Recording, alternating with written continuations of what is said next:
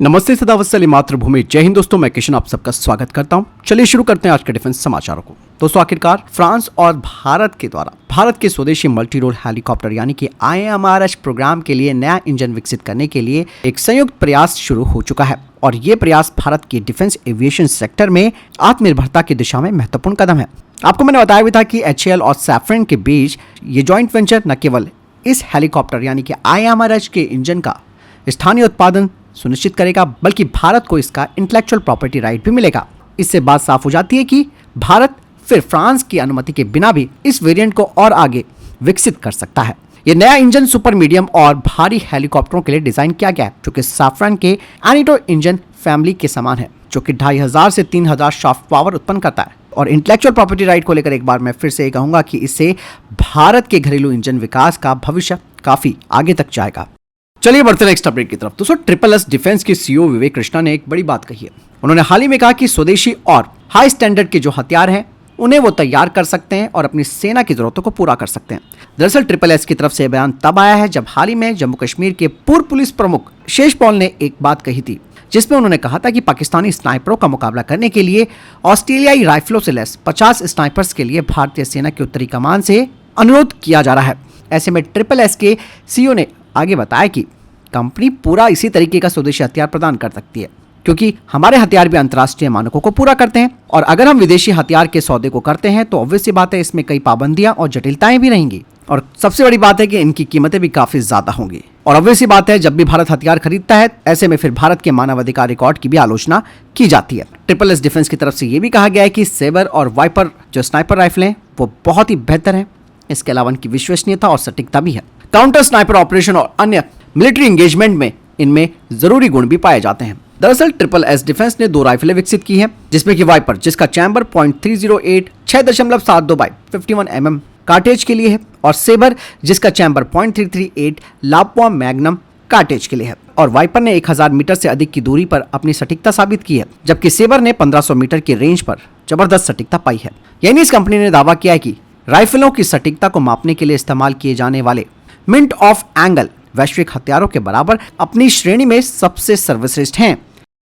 चलिए बढ़ते हैं नेक्स्ट अपडेट की तरफ। दोस्तों, भारत अब जर्मनी के साथ प्रोजेक्ट 75I के लिए बड़ी डील कर सकता है। ऐसे में इस प्रोजेक्ट के तहत इन पनडुब्बियों पर लिथियम आयन बैटरी के साथ फ्यूल सेल AIP टेक्नोलॉजी होनी चाहिए, जो कि जर्मनी की तरफ से भारत को दी जा रही है। ऐसे में जर्मन शिप बिल्डर थीसेनक्रुप भारत का कॉन्ट्रैक्ट लेने में सबसे आगे चल रही है। उन्होंने अपनी 214 क्लास की पनडुब्बियों की पेशकश भारत को कर रखी है और ये पनडुब्बियां AIP टेक्नोलॉजी से लैस हैं। इसके अलावा इसमें एडवांस सेंसर्स और वॉरफेयर सिस्टम लगा होगा। यूरेशियन टाइम की एक रिपोर्ट बताती है कि प्रोजेक्ट 75I में जर्मनी के शिप बिल्डर के हेड ने कहा है कि इससे हमें सबसे बड़ा फायदा ये होगा कि हमारा जो एडवांस AIP सॉल्यूशन है वो भारतीय नौसेना को मिलेगा। ऐसे में भारतीय नौसेना की जरूरत के हिसाब से इन्हें तैयार किया जाएगा और ये इंडियन नेवी के लिए गेम चेंजर भी होंगी। बढ़ते नेक्स्ट अपडेट की तरफ। दोस्तों, HAL के प्रमुख ने तेजस लाइट कॉम्बैट एयरक्राफ्ट के एक महत्वपूर्ण डिजाइन विशेषता की घोषणा की है, एक कॉकपिट जिसे कि इंडियन एयरफोर्स के 90% पायलटों के लिए बनाया गया है। यह डिजाइन पायलट के आराम और एर्गोनॉमिक्स को प्राथमिकता देता है और ये इंडियन एयरफोर्स के पायलटों के लिए आरामदायक और कुशल उड़ान अनुभव प्रदान करता है। यानी कि ये एक आरामदायक और अनुकूलित फिट है, जो कि थकान को कम करता है और पायलटों को पूरी तरीके से मिशन पर ध्यान केंद्रित करने की अनुमति देता है। ये सॉर्टियों के दौरान उनकी प्रभावशीलता को भी काफी बढ़ाता है। बढ़ते नेक्स्ट अपडेट की तरफ। इंडियन एयरफोर्स को 56 एयरबस C295 विमानों में से तीसरे की डिलीवरी मिली है। चलिए बढ़ते नेक्स्ट अपडेट की तरफ। दोस्तों, भारतीय वायुसेना के प्रमुख ने जर्मनी की यात्रा की है, जिसमें कि जर्मनी के द्वारा उन्हें बुलाया गया था। भारतीय वायुसेना के एयर चीफ मार्शल ने इस दौरान IL-8 2024 एरोस्पेस एग्जीबिशन में हिस्सा लिया। साथ ही जर्मनी के एयरबेस से यूरोफाइटर टाइफून एयरक्राफ्ट में उड़ान भरी है। आपको मैं बता दूं कि एयरबस ने अपने लेटेस्ट यूरोफाइटर टाइफून ट्रेंच 5 को MRFA प्रोग्राम के अंदर भारत को पेश किया, जिसमें कि उसने लॉन्ग टर्म इवोल्यूशन पैकेज भी भारत को दिया है। साथ ही मशीन सिस्टम में advancement, pilot interface, operation flexibility और इंजन परफॉर्मेंस, साथ ही साथ इसमें घातक मिसाइलों के पैकेज के साथ इसे पेश किया। और ये नहीं, कुछ खबरें ये भी आई थी कि एयरबस ने इसकी कीमतें 30% से भी कम की हैं भारतीय डील को देखते हुए। और अगर ये डील इनको मिलती है तो बात साफ हो जाती है कि इसकी प्रोडक्शन लाइन यूरोप से भारत में शिफ्ट की जा सकती है, वो भी ट्रांसफर ऑफ टेक्नोलॉजी के जरिए, जिसमें कि भारत को इस एयरक्राफ्ट की कई कोर टेक्नोलॉजी की ट्रांसफर ऑफ टेक्नोलॉजी भी मिलेगी ताकि भारत खुद से ही इस फाइटर जेट को अपग्रेड कर सके। दरअसल फ्रांस के राफेल को लेकर काफी चुनौतियां भी आजकल मिल रही है, साथ ही वो डिस्काउंट देने में असमर्थ है और उसके पास बड़े ऑर्डर्स भी हैं। यानी कि दोस्तों यूरोफाइटर टाइफून की ये जो उड़ान की गई है हमारे इंडियन एयरफोर्स चीफ के द्वारा, ये एक बड़ा सिग्नल देती है MRF प्रोग्राम के लिए।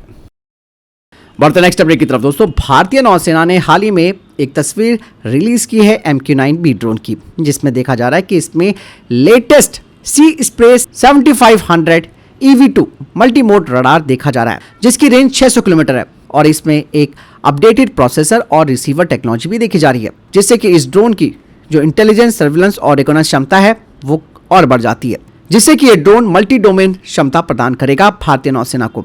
और यही नहीं, ये क्लटर्ड एनवायरनमेंट में छोटे मैरीटाइम टारगेट्स को भी डिटेक्ट कर सकता है और कहा यह भी जा रहा है कि ये पहले वाले वर्जन की तुलना में ज्यादा टारगेट्स की पहचान कर सकता है।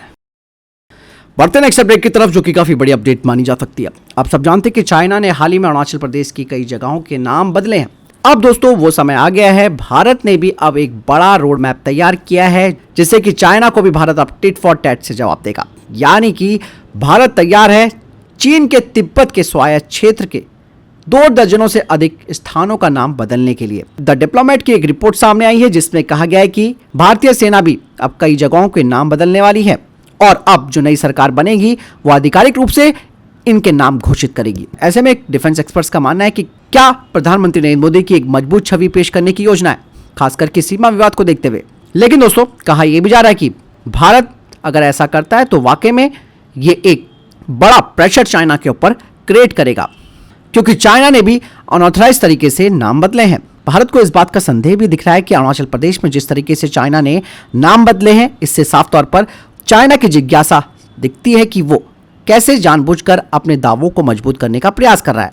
आपको मैं बता दूं कि भारतीय सेना का जो इंफॉर्मेशन वॉरफेयर डिवीजन है वो इस काम को कर रहा है और उन्होंने चाइना के द्वारा नए रखे गए नामों की वैधता को चुनौती देने के लिए कोलकाता में एशियाटिक सोसाइटी जैसे प्रतिष्ठित संस्थानों के साथ मिलकर एक ऐतिहासिक शोध किया है। बात साफ हो जाती है कि इस जवाबी हमले का उद्देश्य चीन के द्वारा बदले गए सभी 30 स्थानों का जो नाम है उसे बदलना है। हालांकि इससे चाइना और भारत का तनाव और बढ़ सकता है, लेकिन कब तक हम इस तरीके से दबकर रहेंगे?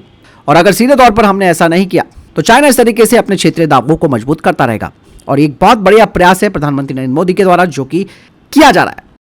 बढ़ते नेक्स्ट अपडेट की तरफ दोस्तों, IIT कानपुर में startup incubation and innovation centre ने भारत में ड्रोन स्टार्टअप को बढ़ावा देने के लिए UAV/UAS drone acceleration and networking यानी कि उड़ान प्रोग्राम को शुरू किया और ये प्रोग्राम भारत में ड्रोन स्टार्टअप को अपने व्यवसाय को तेजी से बढ़ाने के लिए आवश्यक संसाधन और विशेषज्ञता प्रदान करेगा। कहा जा रहा है कि सालाना 20 स्टार्टअप्स का चयन किया जाएगा, जिन्हें 2 समूहों में विभाजित किया जाएगा।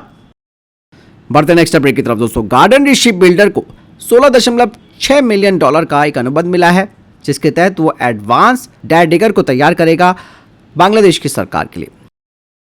चाइना ने दोस्तों अपने दोस्त पाकिस्तान को PL-15E long range beyond visual range missile देने की जो परमिशन है उसे खारिज कर दिया है, जिसे कि JF-17 ब्लॉक 3 फाइटर जेट पर लगाया जाता है। बढ़ते नेक्स्ट अपडेट की तरफ दोस्तों, इजरायली एरोस्पेस इंडस्ट्रीज ने अब अपने एयर लॉन्च वेरिएंट लोरा शॉर्ट रेंज बैलिस्टिक मिसाइल का अनावरण किया है, जिसे कि Boeing P-8 maritime petrol aircraft से भी लॉन्च किया जा सकता है। बढ़ते नेक्स्ट अपडेट की तरफ दोस्तों, इसरो के मंगल मिशन में अब स्काई क्रेन का इस्तेमाल किया जाएगा। रोवर को एडवांस स्काई क्रेन की मदद से मंगल ग्रह पर धीरे धीरे उतारा जाएगा। यह सिस्टम मंगल के चुनौतीपूर्ण भूभाग पर भी सुरक्षित और सटीक लैंडिंग सुनिश्चित करता है और शायद भविष्य में मानव लैंडिंग के लिए इस्तेमाल की जाने वाली लैंडिंग की ये एक विधि हो सकती है। तो फिलहाल ये थे अभी तक के टॉप डिफेंस अपडेट। वीडियो के सामने कोई प्रश्न जवाब आपको कोई सवाल है कमेंट सेक्शन में लिखकर जरूर पूछ सकते हैं। मिलता हूं नई वीडियो के साथ, चैनल जो सब्सक्राइब कीजिएगा। जय हिंद, वंदे मातरम।